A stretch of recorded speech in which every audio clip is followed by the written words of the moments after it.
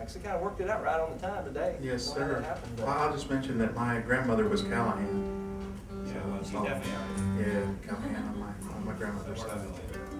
So don't hold that against me. I don't know which clan you're from, but. It's a pleasure to see you. Well, we thank y'all for coming today. Yeah. We've had a great time presenting all this stuff, and I think it's a tribute to Tim. This kind of came out of a conversation we had a few years ago. We're about great investments in instruments, and I just kind of offhandedly said, well, you know, the high-end stuff from the teens that Gibson built are not only functional, but it's beautiful artwork and really still pretty affordable. And it's just a great big hand for Tim for putting this collection exactly.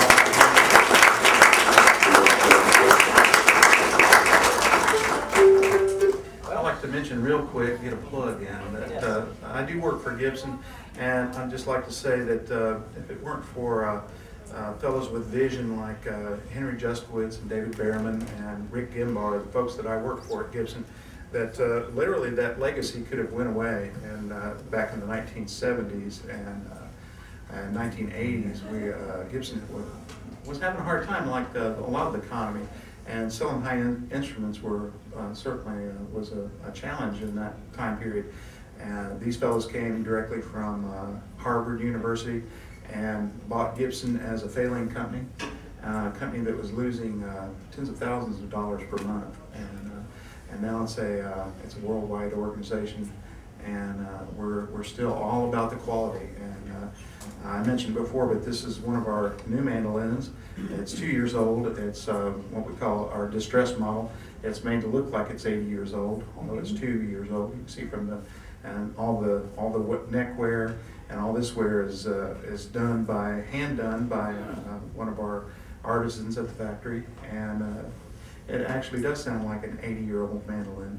And there again, it's just from that vision of wanting to supply a demand, because there are obviously fewer of the F5s from the 20s than the demand will bear out. And this mandolin is actually just a wonderful instrument and great to play. So I'll play a little piece on it right now. Tim May. Thanks again for coming out, and hope you've had a good time. We actually, in the last 3 days is the first time I've ever drug all this stuff out, so it's been a lot of fun doing this with Dave. Dave knows a lot about Gibson, and I learn from him every time we do this. So thanks again, and y'all look for us around town. Tim, do you think, will you do this again? We hope so. Pretty good. Yeah, hope so.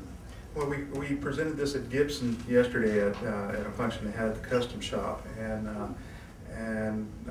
a lot of the corporate folks were there, and they loved the presentation. So I'd like to see do this around the country. I think it's quite informative. Y'all have had a good time today, I hope, and learned something. And appreciate y'all coming in. We're going to get down to some bluegrass jamming right now, right? A little EMD, Eat My Dust.